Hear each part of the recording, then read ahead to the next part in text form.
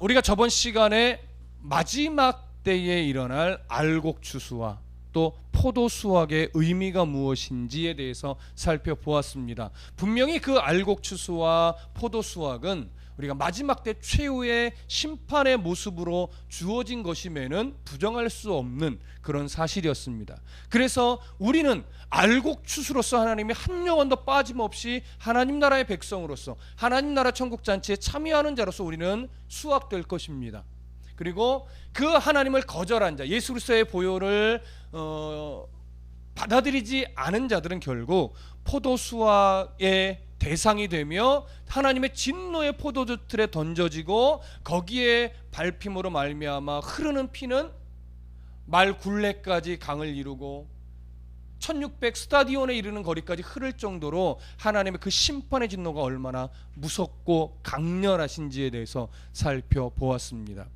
오늘은 그 최후의 심판의 이야기를 마무리하고 다시 15장으로 들어가는데, 15장은 어떤 내용이냐면 결국 16장에 기록되는 7 대접의 재앙, 그 7 대접의 재앙을 이제 전하기 위한 어떤 도입과 같은 그런 내용입니다.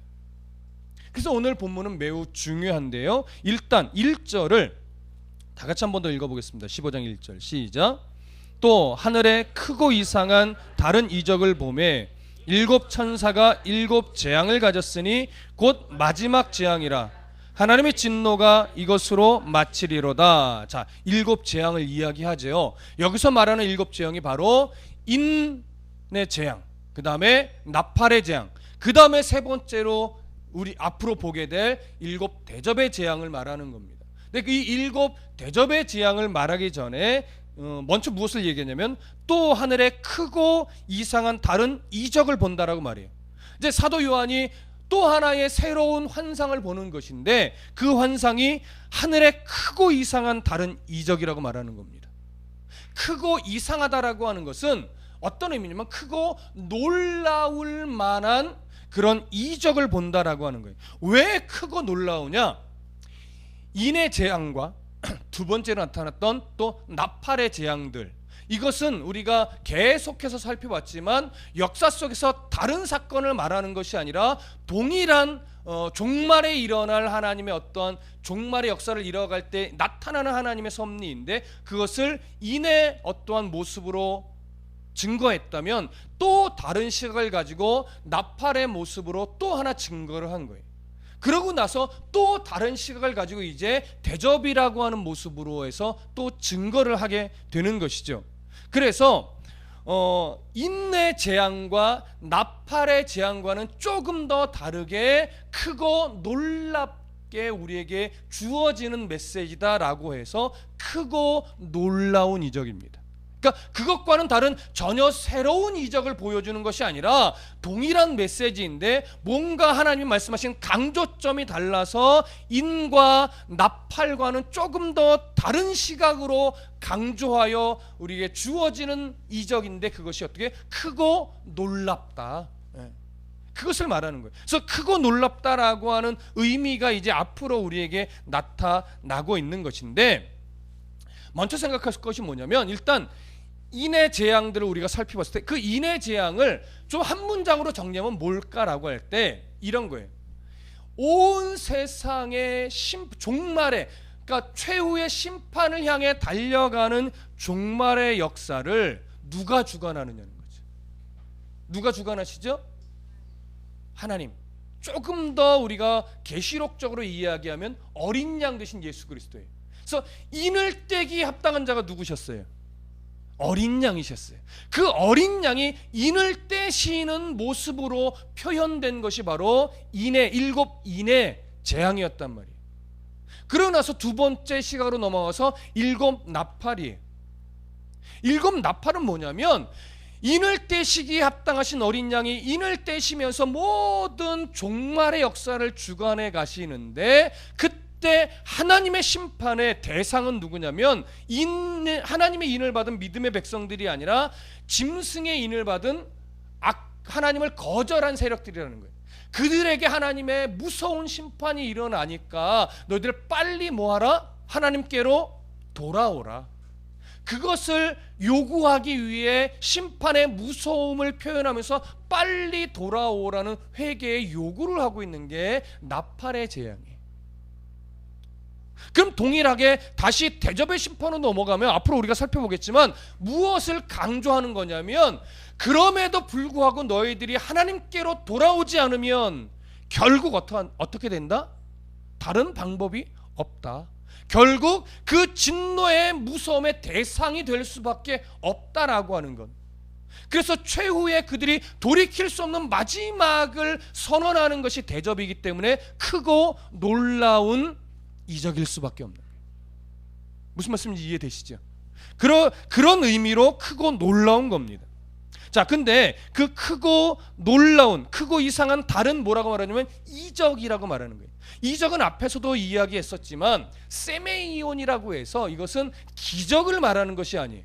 이건 표적을 말하는 겁니다. 표적이라고 하는 것은 뭐냐면 어떠한 것을 보여줌으로 인해 그것을 근거로 해서 하나님이 말하고 싶은 무엇인가가 있는 거예요. 그러니까 보여주는 그게 중요한 것이 아니라 그것을 근거로 분명한 무엇이 있으니 너희들이 깨달아라, 이 사실을 지금 강조하고 싶은 거예요. 그것이 표적이에요. 그런데 이 표적을 모르면 보여주는 이것에 매이는 거예요. 여러분, 보여주는 이거는 중요하지 않아요. 지금 이것을 왜 보여주느냐가 중요한 거죠. 이 표적을 보여주는 것은 결국 뭐냐면 말세의 기간 동안 어떤 일이 일어날 거냐, 어린 양 되신 예수 그리스도께서 어떻게 종말의 역사를 주관하여 결국 끝이 어떻게 될 거냐, 그거잖아요. 그러면 우리에게 그것을 보여주는 이유가 뭐예요? 무서워해라?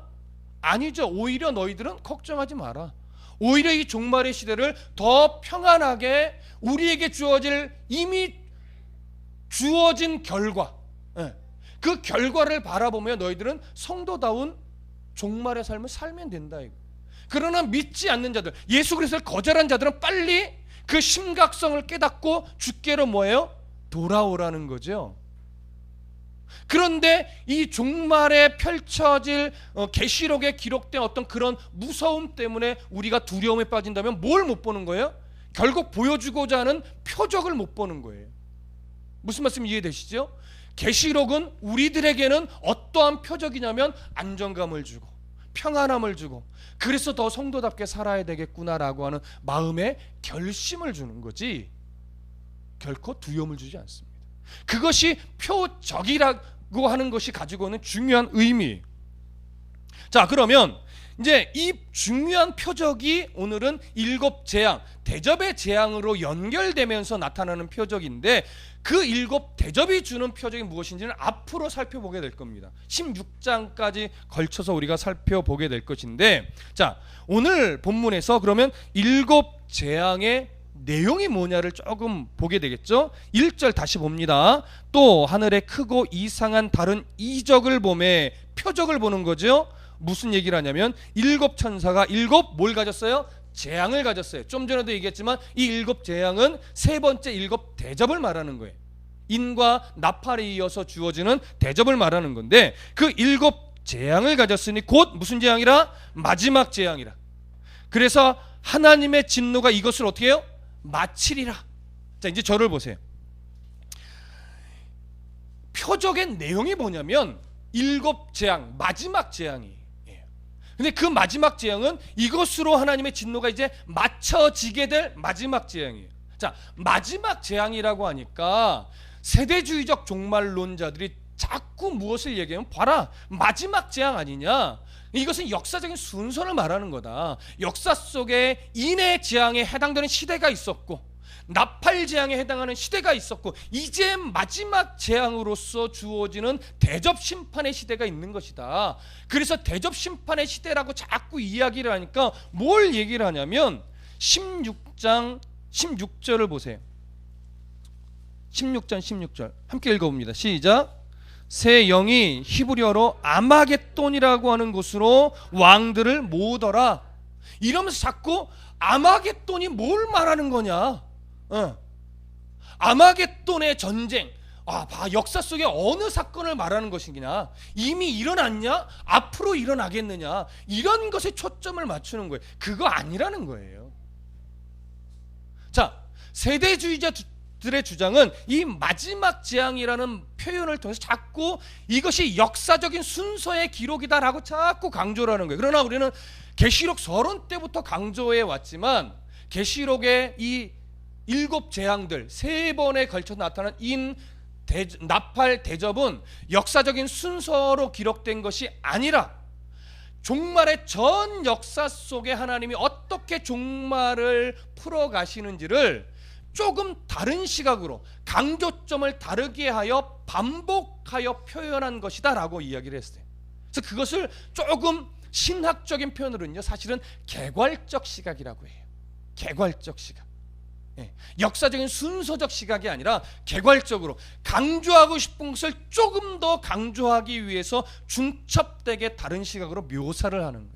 그래서 오늘은 우리가 3번째 시각을 보는 거예요. 앞으로 7 대접이라고 하는 것으로 하나님이 표현한 표적을 이제 또 뭘 강조하려고 대접이라고 하는 내용을 가지고 우리에게 종말의 역사를 기록하셨는가, 이걸 보는 거죠.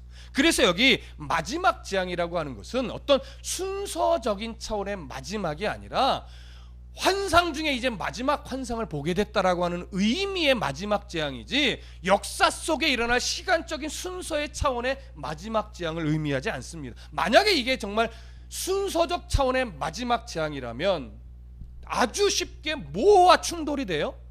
저번 주에 우리가 살펴본 14장 14절부터 20절까지 우리가 살펴본 알곡추수와 포도수확의 내용과 정면 충돌이 돼요. 알곡추수와 포도수확은 정확하게 무슨 묘사예요? 마지막 때 최후 심판에 대한 묘사예요. 부정할 수가 없어요. 근데 최후의 심판이 역사 속에서 일어났어요. 그리고 또 뭐가 일어나요? 마지막 재앙이 일어나요. 이게 말이 안 되는 거예요. 이미 기본적으로 여기서 충돌이 일어나요. 그래서 이것은 역사적인 순서의 내용이 아니에요. 하나님이 강조하고 싶은 거죠. 그래서 저번 주에 14장 14절부터 20절까지 일어난 마지막 추수에 관한 내용은 무엇에 대한 결론으로 주어진 메시지라고 말씀드렸어요. 13장, 12장, 14장에 걸쳐서 마지막 때의 사단의 세력이 결국 믿음의 백성들, 세상의 백성들을 넘어뜨리려고 뭘 기다렸어요? 땅에서 올라오는 짐승, 바다에서 올라온 짐승, 그들이 발악을 하고 교묘하고 간교하고 아주 악랄하게 세상을 현혹하는데, 그 현혹의 절정이 뭐였어요? 짐승의 표를 사람에게 주어서 매매를 못하게 하는 거죠. 뭐예요? 거짓 가치관, 세상의 거짓된 풍조, 이런 걸로 사람들의 가치관을 자꾸 왜곡하고 변질되게 만들어서 하나님의 가치관과 다른 가치로 살아가게 만드는 것. 그러지 않으면 세상살이가 참 힘겹게 만드는 것. 근데 그런 가치가 오늘날 어디에도 들어오게 만드는 거예요? 교회 안에도 들어오게 만드는 거예요. 그래서 오늘날 사단의 세력은요, 교회에 못 가게 하지 않아요. 특별히 한국 안에서는 어떻게 하게 만들어요? 쉽게 신앙생활하게 만들어요. 편안하게 신앙생활 하도록 가치를 바꿔요. 고상하게 신앙생활하는 것이 참 멋진 것처럼 포장해놔요. 그래서 교회가 교회답지 않게 만들고, 성도라는 이름은 있고 목회자라는 이름은 있고 장로요 권사라는 직분의 이름은 있으나 그에 걸맞는 삶은 전혀 없는 거예요. 그러니까 교회가 힘이 없어요. 목회자가 힘이 없어요. 성도가 힘이 없어요. 그렇게 변질시켜요. 그런데 정말 목사답게 살고 성도답게 살려면 세상살이가 참 힘들죠. 왜? 이미 세상의 가치는 하나님의 가치로 채워져 있지 않기 때문에 그래요. 사업을 운영한다 해도, 직장에서 사원으로 직원으로 일을 한다 해도, 뭔가 자영업을 한다 해도 정말 내가 성도로서 속임 없이 거짓 없이 정직하게 내가 일해보겠다, 여러분 잘 안 됩니다. 어렵습니다. 하다못해 교회 하나를 작은 교회 하나를 운영한다 해도 정말 세상이 보기에도 정직하게 교회를 목회하려고 해. 그래도 쉽지 않아요. 교회는 나름 좀 세상 속에 좀 특별한 영역이잖아요. 보기에도 비영리 단체로서. 그런데도 그런 교회가 세상 앞에도 부끄럽지 않게 정직하게 하려면 이게 쉽지 않아요. 엊그저께 아는 후배랑 이런저런 얘기를 나누면서 이런 얘기를 나눴어요. 교회 안에 우후죽순 커피숍이 들어오고 무슨 센터가 들어오고 뭐가 들어와요, 교회 안에. 근데 나는 개인적으로 이렇게 바람직하게 보지 않는다라고 얘기를 해요. 왜 그러냐면 이게 때로는 뭐가 문제냐면 분명한 그것을 해야 하는 하나님 앞에서의 이유와 목적이 없이 유행 따라 하다 보니까 이게 교회인지 커피숍인지 교회인지 센터인지 구분이 안 갈 때가 있는 거예요. 하는 게 잘못된 것이 아니라 왜 하는지에 대한 분명한 이유가 없어요. 유행 따라 하다 보니까 교회인지 아닌지 구별이 안 되는 거예요. 무슨 말씀인지 이해되시죠? 그런 식의 잘못된 가치가 들어요. 그래서 나는 만약에 내가 우리 교회는 뭔가 커피숍을 운영한다든지 뭔가를 한다면 나는 사업자 등록증을 내고 하고 싶다. 정확하게 세금도 내고, 그래서 세상 사람들이 보기에 부끄럽지 않은 그런 일을 해야지 교회라는 타이틀 때문에 다 허용이 돼. 그래서 오히려 세상 사람들이 보기엔 욕을 먹어. 이런 식으로 해서는 안 된다. 근데 많은 교회들이 그렇게 한다.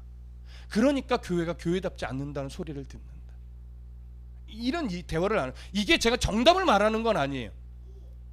그런데 교회도 세상이 보기에도 부끄럽지 않으려면 희생할 게 필요하고 포기할 게 필요해요. 근데 교회가 잘 포기하지 않고 희생할 걸 희생하지 않으니까 교회는 뭔가 세련되어지는 것 같은데 세상은 교회를 욕한단 말이에요.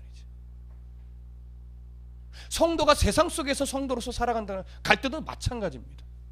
포기할 게 있고 희생할 게 있어요. 근데 그걸 안 하면 세상에서는 잘 살 수 있는데 뭐는 없어요? 영향력이라는 건 없어요.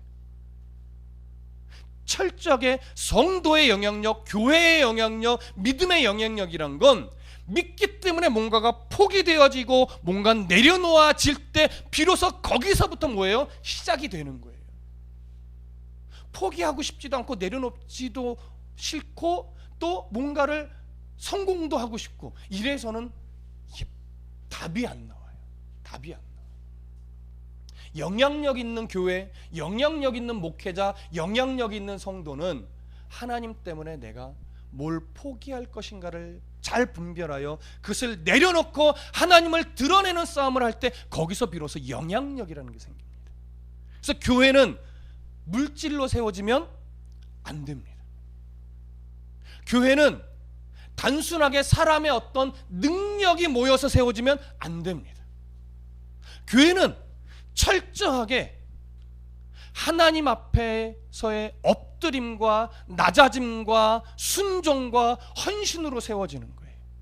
한 사람의 헌신이 아니라 모인 전체 구성원의 정직한 겸손과 정직한 헌신과 정직한 땀이 모여서 하나님이 기뻐하시는 흔적을 가지고 세워져야 그 교회가 건강하고 영향력 있게 세워져 가는 것이지, 누구 한 사람 특별해서 교회가 세워진다면 그건 하나님이 세운 것이 아니라 그 사람이 세운 교회가 돼요. 그러면 안 됩니다. 그래서 교회는 좀 천천히 가도 상관없어요. 그래서 왜? 전 모든 구성원들의 땀과 순종과 헌신들이 모여서 한 걸음씩 성장해 가는 게 가장 뭐예요? 좋아요. 그래서 저는 그걸 선택하고 싶은 거예요. 그래서 저희 교회는 빨리 성장하지 않을 겁니다. 아마 천천히. 근데 분명히 퇴보하지 않을 겁니다. 하나님이 기뻐하시는 그 돌멩이 하나가 견고하게 모여서 분명히 좋은 건강한 영향력을 미치는 교회가 될 겁니다. 저는 그걸 소망하는 겁니다. 여러분들도 같은 꿈을 꾸셨으면 좋겠습니다. 그러려면 뭐예요? 여러분들의 건강한 땀이 필요합니다. 여러분들의 건강한 섬김이 필요해요. 그래서 성도는 말씀 안에 하나가 돼야지, 죄송합니다, 먹는 걸로 하나 되려고 하지 마시고 놀러 가는 걸로 하나 되려고 하지 마십시오. 먹는 것도 중요하고 놀러 가는 것도 중요합니다. 근데 그것이 말씀으로 하나 되는 것보다 더 앞서가려고 하면 거기서 문제가 생깁니다. 말씀이 우선이 되고 그 말씀 안에서 때로는 먹기도 하고 말씀 안에서 때로는 놀러 가기도 하고 말씀 안에서 때로는 다른 일도 하는 것이지, 말씀은 뒤로 제쳐두고 먹는 걸로 하나가 되고 놀러 가는 걸로 하나가 되면 이게 이상해집니다. 그런 거예요. 여러분, 뭐 무슨 말을 하다가 여기까지 갔는지 모르겠네. 다시 1절을 볼게요. 마지막 재앙을 얘기하다가 거기까지 조금 많이 갔습니다. 마지막 재앙이에요. 환상으로 마지막 재앙이에요. 그래서 이 대접의 환상은요, 마지막 1절 끝에 이렇게 돼요. 하나님의 진노가 이것으로 마치리라. 여기 마친다는 얘기는요, 끝난다라고 하는 의미가 아니라 완성된다라고 하는 의미예요, 원문으로. 그래서 하나님의 진노가 이제 이 세 번째 대접의 재앙을 선포함으로 말미암아 완성될 거라는 얘기예요. 이 완성된다는 의미는 이것도 있는 거예요. 더 이상 다른 표적이 필요가 없다. 이제 인에 대한 재앙으로 하나님의 의지를 한번 드러내고 다시 나팔의 재앙의 메시지로 또 한번 하나님이 강조해 드러내고 이제 앞으로 대접의 재앙으로 하나님의 마음을 표현했다면 이제 더 이상 다른 것으로 표적이 필요 없다. 그것만 가지고 충분하게 표적이 되고 그것만 가지고 하나님이 원하시는 의지가 충분히 뭐예요? 드러난다. 이거 드러난다. 그것만 잘 살펴봐도, 그것만 바르게 해석을 하고 이해해도 종말에 하나님이 뭘 우리에게 말씀하시고자 하는지를 우리는 충분히 뭐한다? 알 수 있다. 알 수 있다. 이 얘기는요, 또 이렇게 말할 수 있어요. 성경에 기록된 인과 나팔과 재앙의 메시지 외에 종말의 뭔가를 알기 위한 또 다른 뭐가 필요 있다 없다? 누군가 예언을 받을 이유가 있다 없다? 이거예요. 종말을 뭔가 알기 위해서 하나님이 누군가를 통해서 또 다른 메시지를 주실 이유가 없어요. 근데 우리는 누군가 종말을 봤대, 누군가 천국을 봤대, 누군가 지옥을 봤대 하면 정말 이렇게 간다고요. 그러면 성경을 왜 주냐고요. 요한계시록을 하나님이 왜 주셨냐고요. 주실 이유가 없죠.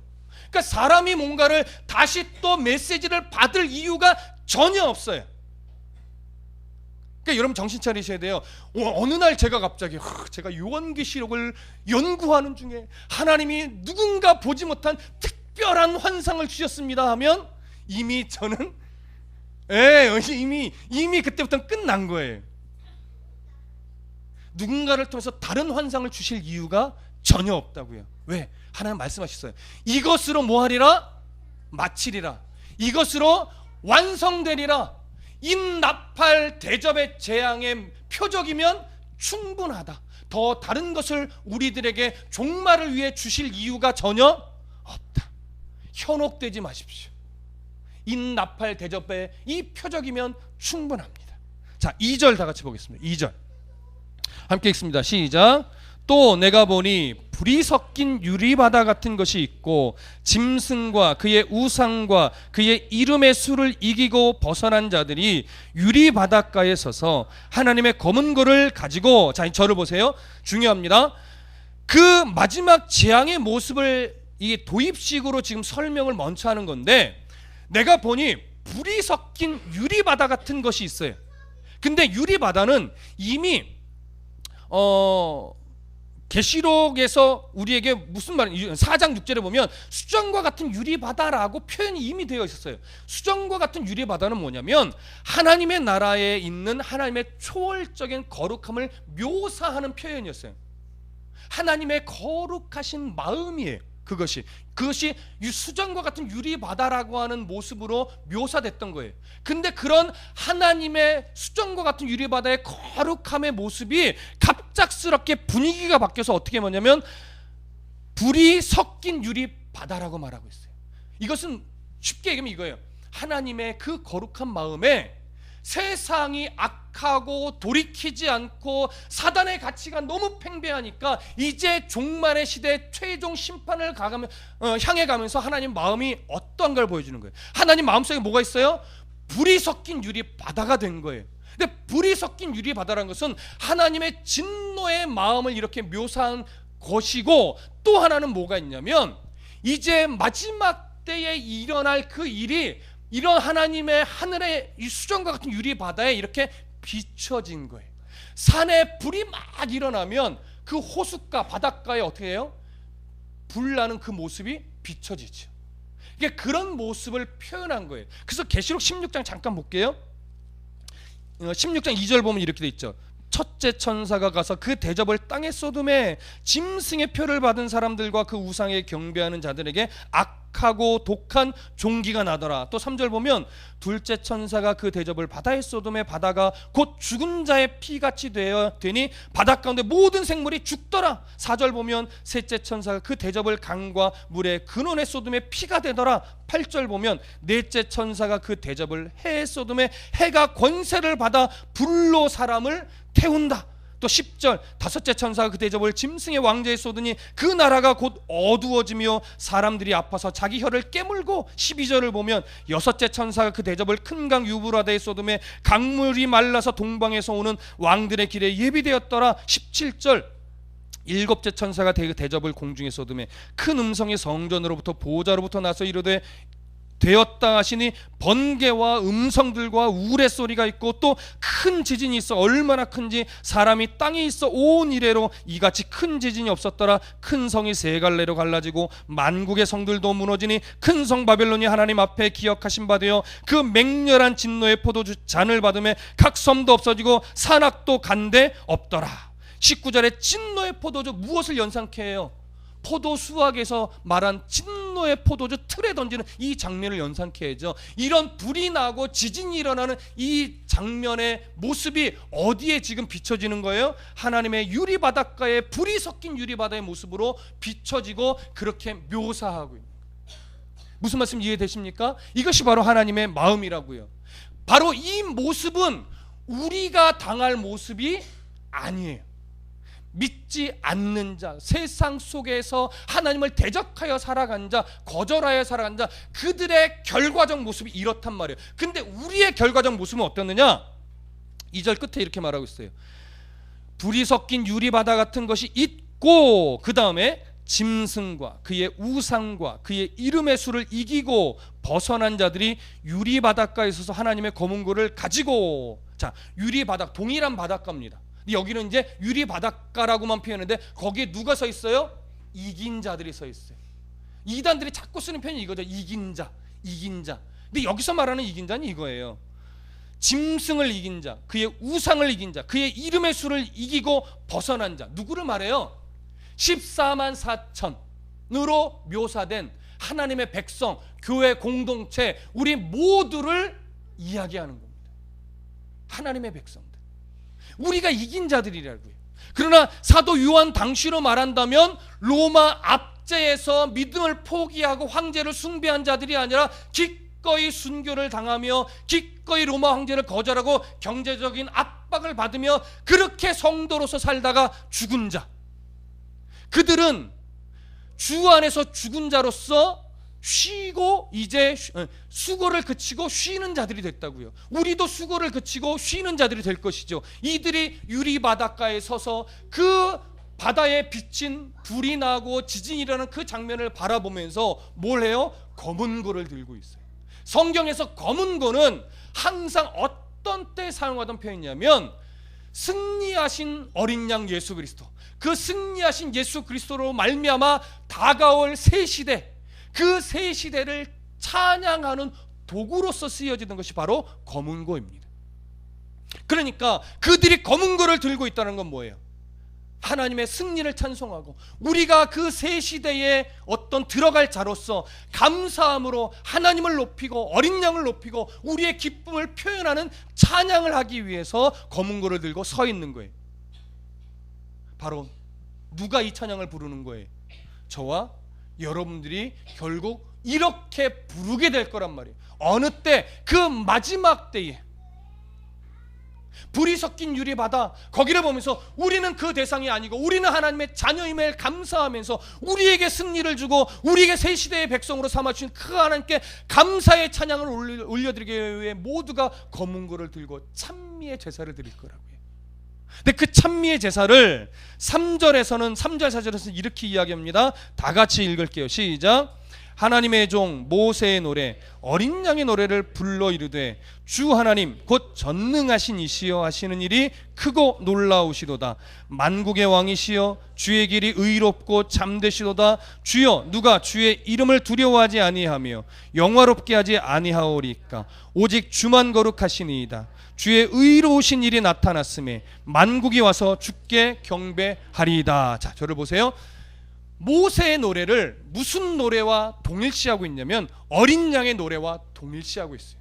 우리가 부르게 될 노래는 어린 양의 노래예요. 근데 그 어린 양의 승리를 찬양하고 그 어린 양의 보혈의 은혜로 말미암아 구원의 백성이 되어 새 시대의 백성이 된 것을 감사하는 찬양을 올려드릴 텐데, 그 찬양이 무슨 찬양과 동일시되냐면 모세의 노래와 동일시되는 거예요. 모세의 노래는 결국 어느 때 불려졌던 찬송을 말하는 거냐면 홍해 바다를 건넌 이후에 그 물에 수장되어 있던 애굽의 병사들을 바라보며 미리암과 백성들이 기쁨으로 찬양했던 노래가 뭐냐면 모세의 노래. 그건 뭐예요? 노예했던 신부는 이미 홍해 바다에서 죽었어요. 그들은 그 바다를 건너 나오면서 노예의 신분으로 나오는 것이 아니라 어떤 신분으로 나와요? 자유의 신분으로 나와요. 그리고 자유의 신분이 된 그들을 잡아서 다시 노예로 부리고자 달려왔던 애굽의 병사들은 그 홍해 바다에 뭐했어요? 수장되어 죽어버렸어요. 그들을 바라보며 우리를 자유인으로 이 광야로 나오고 계신 하나님 감사합니다. 승리와 새 시대의 자유인이 된 백성이 된 것을 찬송하며 기뻐했던 찬송이 모세의 노래예요. 우리는 이 모세가 이런 승리의 노래를 불렀던 것처럼 죄에서 종노릇하던 우리가 믿음의 백성이 되고 하나님의 백성이 된 것, 신분이 받은 것 감사하고, 그래서 이 세상의 노예가 되어 있지 않고 하나님 나라의 새 시대의 백성이 된 것에 대한 그 감사의 찬송을 하나님 앞에 기쁨으로 올려드릴 때가 반드시 온다는 거예요. 그래서 표적이에요. 이걸 보고 반드시 그때가 올 것을 확신해라. 그래서 지금의 고난을 견디어내고 그때 기쁨의 노래를 부를 것을 오히려 지금 기뻐하며 찬송해라는 거예요. 그것을 바라보고 지금의 고난과 어려움을 뭐예요? 이겨내셔야죠. 견디어내셔야 돼요. 그게 우리의 몫이에요. 성도답게 견디어낼 수 있는 힘은 마지막 때 우리가 이 검은 고를 들고 이 찬송을 부르게 될 것이기 때문에 그래요. 자, 하나님 곧 전능하신 이 하시는 일이 크고 놀라워요. 왜 하시는 일이 크고 놀라우느냐? 홍해 바다는 절대적으로 이스라엘 백성들의 힘으로 건널 수 있어요, 없어요? 없어요. 오직 하나님의 은혜로만 건너는 거예요. 근데 하나님이 걸어가게까지 해줘요? 걸어 넘어가는 건 누가 넘어가요? 그건 우리가 넘어가야 돼요. 우리의 공로는 아니에요. 하나님이 길을 다 열어놓으시면 우리는 그 길이 새롭고 산 길이 될 것을 확신함으로 걸어가야죠. 그건 우리 몫이라는 거예요. 건너가기 싫어요 라고 발버둥 치면 그건 바보죠. 하나님이 새롭고 산 길을 열어놓으셨는데 그걸 뻔히 보면서 안 가면 그건 우리는 바보인 거예요. 그래서 이스라엘 백성들이 어떻게 해요? 건너간 거예요. 우리는 예수 그리스도의 보혈의 피로 말미암아 새롭고 산 길이 열려진 그 길을 예수 그리스도를 영접함으로 말미암아 우리는 건너간 자들이에요. 그래서 우리는 이미 승리의 노래를 부른 자들이고 부를 자들입니다. 또 부르고 있는 자들입니다. 그래서 홍해바다 건너의 애굽에서의 삶을 동경하고 그리워하고 연연하면 안 돼요. 그건 안 되는 거예요. 연연해하지 마셔야 돼요. 거기에 매이지도 마셔야 돼요. 그래서 성도다운 삶이란 건 그래서 중요한 겁니다. 근데 여기에 아주 중요한 또 하나의 사실이 있어요. 그것만 정리하고 오늘 마칠게요. 자, 홍해바다를 절대적으로 우리의 힘이 아니라 하나님이 길을 내셔서 우리가 건너온 은혜를 받은 자라면 다시 우리가 그 강을 건너서 애굽으로 다시 갈 수 있을까요? 가능할까요? 불가능할까요? 자, 그러면 내가 못된 짓을 했어. 다시 그 강을 건너 애굽에 탁 던져질까요? 그런 게 아니라는 거예요. 이미 내 힘이 아니라 하나님의 은혜로 길을 내서 거기를 건너간 백성이 우리가 된 거라면 우리는 우리의 어떠함 때문에 다시 홍해를 되돌아 건너서 애굽 백성이 될 수는 없는 자라는 거예요. 이게 우리가 갖고 있는 정말 놀라운 은혜예요. 그러니까 막 살아도 돼요? 그거는 아니죠. 그거는 나를 구원으로 인도하신 하나님의 마음을 모르는 어리석은 사람이죠. 그래서 우리는 절대 돌아갈 수 없는 자가 되었고 돌아갈 수 없는 자이기 때문에 더 성도의 삶을 살아가야 되는 거예요. 이 싸움이 치열한 거죠. 치열하면 치열할수록 하나님 나라에서의 그 검은 거를 부르고 승리의 노래를 부를 때의 감격은 그 어떻게 표현할 수 있을까요? 그 감격을. 그게 우리라고요. 근데 이 감격스러움은요, 잘 들으세요, 지적인 이해로 알 수 있는 게 아닙니다. 그렇게 알게 된 이 은혜를 삶의 흔적 속에서 확인하고 또 확인하고 또 확인하고 가는 거예요. 그래서 믿음의 신앙의 연륜이라는 건 뭐냐면 오래 믿었다가 아니라 내가 머리로는 알겠는데 아직 가슴으로 모르겠어. 그래서 하나님이 그 인생 속에 이 하나님의 진짜 진실함을 확실하게 알기 위해서 굴곡진 인생 속에 하나님이 던져놔 주시는 거예요. 그래서 한 굴곡 넘어갈 때 그게 맞았구나. 근데 또 우리는 어겨서 알면서도 또 뭐예요?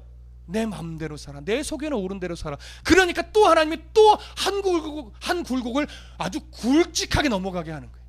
아이고, 또 살아보니까 뭐예요? 정말 하나님 그 말씀이 진리인데 이걸 아는 거예요. 그렇게 몇 고개를 넘다 보니까 이제 하나님이 없으면 절대 살 수 없는 인생이 돼. 그러니까 힘들어도 상관없어. 주님이면 만족하는 거예요. 많이 주셨어. 감사해. 내가 교만하지 말고 겸손하게 써야지. 이걸 배우는 거죠. 이게 신앙의 연륜이라는 거예요. 그래서 연륜은 말씀으로 알게 된 그 하나님의 은혜를 인생의 굴곡진 흔적을 가지고 확증하면서 이제는 흔들림 없는 신앙으로 나아가는 것이 신앙의 연륜이에요. 오래 믿은 것과 상관없어요. 짧게 믿어도, 연수가 짧아도 그 굴곡진 흔적을 통해서 하나님을 체험적으로 경험하여 머릿속에 들었던 하나님의 말씀이 가슴으로 내려오면요, 세상에 감당 못할 정도가 돼요. 그게 바로 이유입니다. 세상에 감당할 수가 없어요. 왜?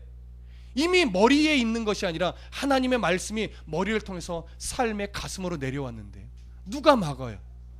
고난이 우리를 넘어뜨려요? 고난이 오히려 우리를 더 단단해야 한다는 사실을 배웠는데요. 물질이 우리를 넘어뜨려요? 사람이 떡으로만 사는 것이 아니라 하나님의 말씀으로 산다는 그 말씀의 진의를 우리가 삶으로 깨달았는데요. 그걸 배우는 겁니다. 오늘 이 앞으로 7 재앙의 표적을 통해서 우리가 더 확인하게 되는 것이 바로 그거란 말이에요. 가난해도 상관없구나. 부자라고 교만 떨 이유가 없구나. 좀 건강하지 않아도 상관없구나. 월세집에 살면 뭐 어때? 주님과 동행하는데, 주님과 거하면 그 어디나 하늘나라. 진리잖아요. 이게 진리임을 깨달아가는 것이 종말을 살아가는 우리의 몫이고 이유인 거예요. 그걸 깨달으세요. 여러분 얼굴들이 참 복돼요. 여러분 그 찬송을 부를 자라고요. 이제 여러분들 손에 이긴 자들에게 주어질 검은고가 여러분들 손에 들려지게 될 때가 분명히 온다고요.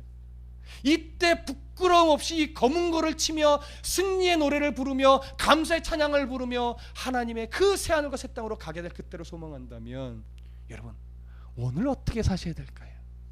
지금 어떻게 살아가셔야 될까요? 생각해 보십시오. 슬퍼할 이유, 낙심할 이유, 힘들어할 이유 없습니다. 소망만 남아요. 예수 그리스도만 남아요. 구속의 은혜만 남는다고요. 감사의 제단만 남는다고요. 그렇게 살아가십시다. 기도합니다.